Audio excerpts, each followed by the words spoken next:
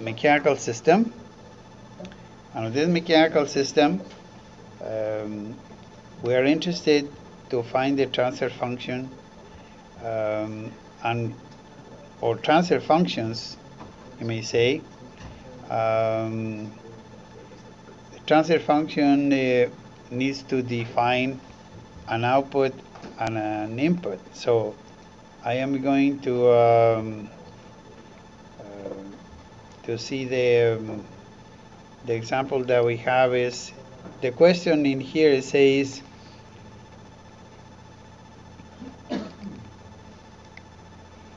find the transfer function that relates x1. So this is the motion of this to the force. This is what we want. So keep in mind the force acting on the mass in the displacement in relationship to the force input. That's our challenge that we have. All right. So I'm just so that I can perhaps write it down in here objective. Okay. So you want the transfer function. This is the relationship between x1 of s to the input force, this F of s. This is your objective. Okay. So let me disappear from here and we'll proceed with this. Okay. So in order to build the bond graph model of this, I need to recognize the distinct velocities here, and I'm going to say, look, this is one of those, the velocity of the mass, and here this x1 dot. You know also this one is another velocity. This is x2 dot, like that. So what I would do is just to make sure we are on the right track here. This is the reference point. This you know, the floor. But for now, let's just put those two velocities. One for x1 dot, and you have another one for x2 dot, like that. Okay. Do you remember the step number 2 is? Step number 2 says write the or attach the elements that see those velocities. So this one, obviously, you have the I element with value m sub 1. On this other one, you also have an I element with value m sub 2, right? Okay. Now, we also have an input source, which is the force in here. This is the value of this is what? The value of this is f of t, like this. Yeah. And so you see the there's obviously a difference here that you can say that this element and this element, see the difference between this and this, but there is a little bit of a major difference. You say there's not a little bit, but there's a major difference than if this damper and the spring would be side by side. Because you see what's happening is that the force on the spring is transmitted over here. So the force is the same, but the velocities are not. So in this particular case, you can say, okay, this is the 0, and then you say, okay, this is the difference between this. but they see the same force. So this should be the I element over here, like this. Not the I element, this is a C element, excuse me. This is the C element. So, which is the spring here with value 1 over K. And then this other one would be the R element with value FB sub 3. See?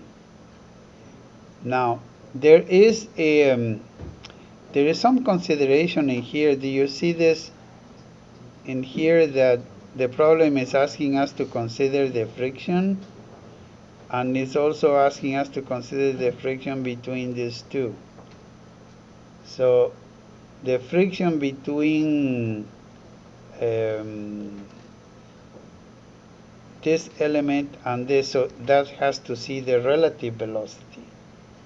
So in here, I think it's important to address both of this, because you see right now I realize that we need to create the relative velocity between them.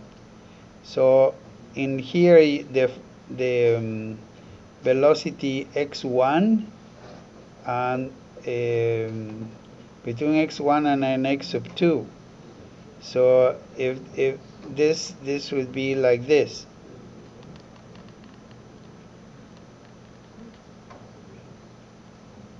And this is this R with value FB sub 2, like this. Okay. And finally, the velocity between this and the ground.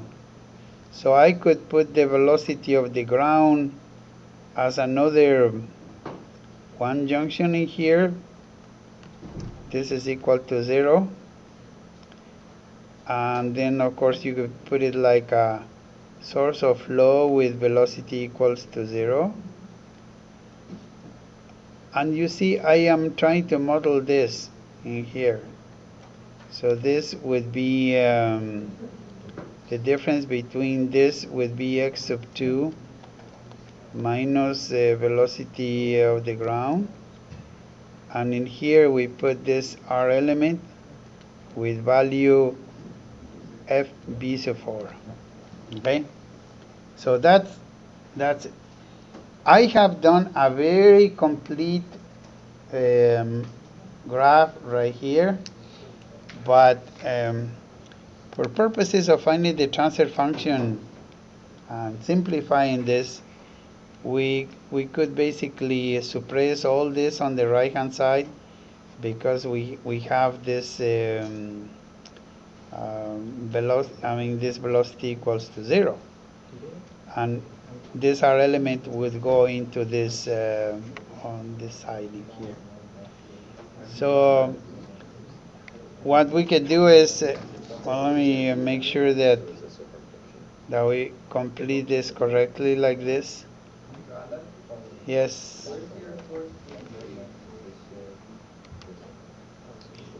Of course, in here we have seen that we have this over here, which is in fact all this region here. You could simplify it, or you could leave it like this. We could do it both ways, but just to show you how the simplification would go, I'm going to draw the simplified graph on the side in here. It would be like this. This would be I, and then this would be the SE. And then you have this 0 with the C and the R element over here, and then this 1 with the I element over here, and this entire thing, because this is 0, is like it doesn't exist, and therefore this R goes over here. This would be the simplified graph that I have. So we still have this one right here, which we need to do, and then like that, and then this R, and then this R, and then this will be R over here. Let's try to put this into the CAMPG software, and we would give it some numbers. In fact, you could enter this into any order you want in the CAMPG, but then you have to recognize which elements you have to do your yeah.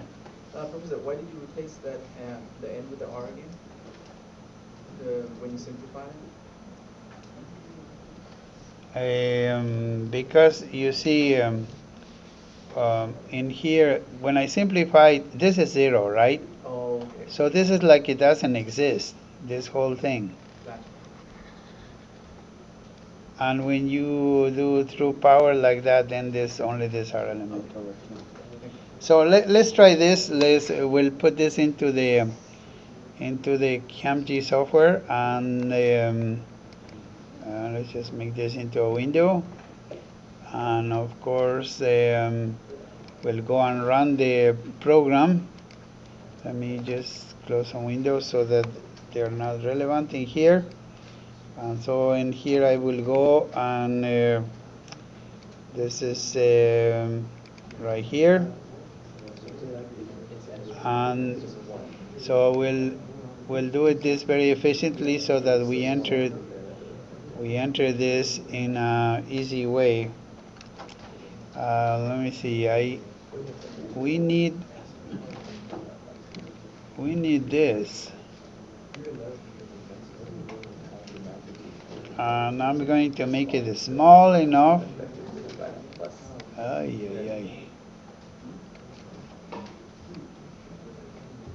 Yeah, there. Yeah.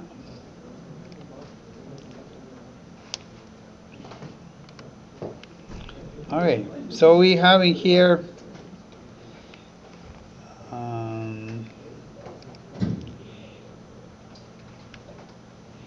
we have, well, let's just do it from left to right.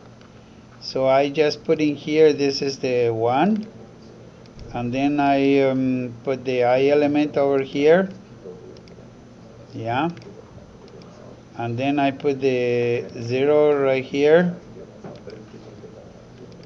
from here to here, and then I put the C element over here, like this, and then we put the R element over here, like this, and then the 1. Do you see this goes pretty quick? And then I have the I element that is over here, and you put from here to here. Then you have the R element that is here, and you go from here to here. Then you have the 0 over here, and then you go from here to here, and from here to here, and then we have these 2 R elements in here that go from here to here. The other R here.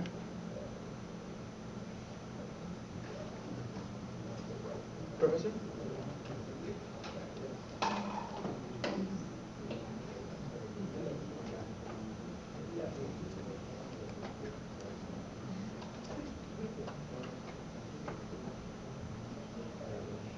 Okay, hold on for a second. There's a small correction I think we need to do for that R element.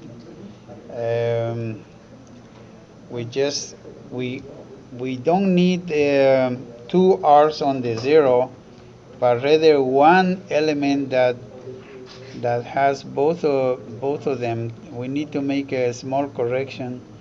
So let's just do it here. This we don't need two of this in here because it would imply the forces the same, and well, actually the forces are getting added. So we have another element that has two of those, has two values. Or perhaps to make it more clear, we could do this. That difference is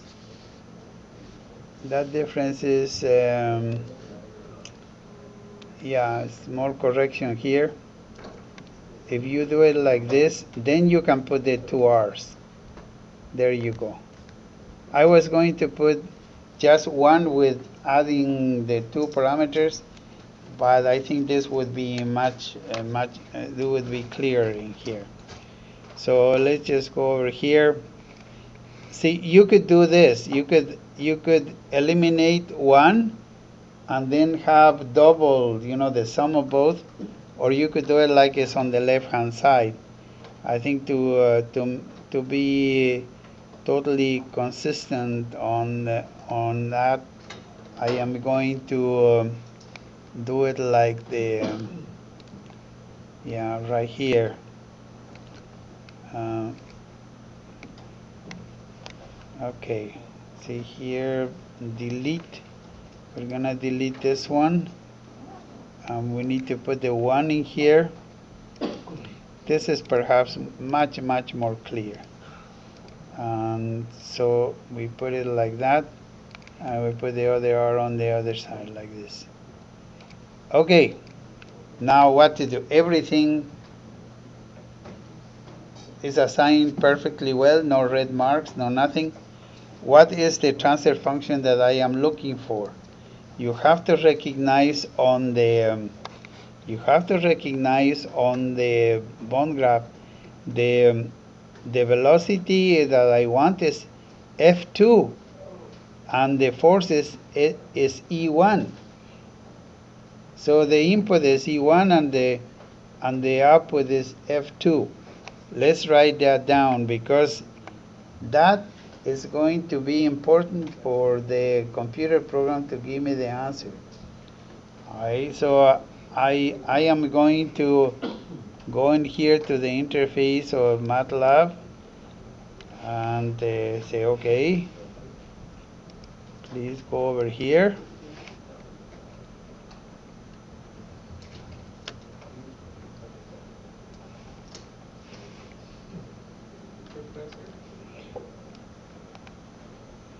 Okay. Yeah. Why do we know it's F2 and not F3 or F9? F2 is the value of the flow, the velocity of the mass. That's why.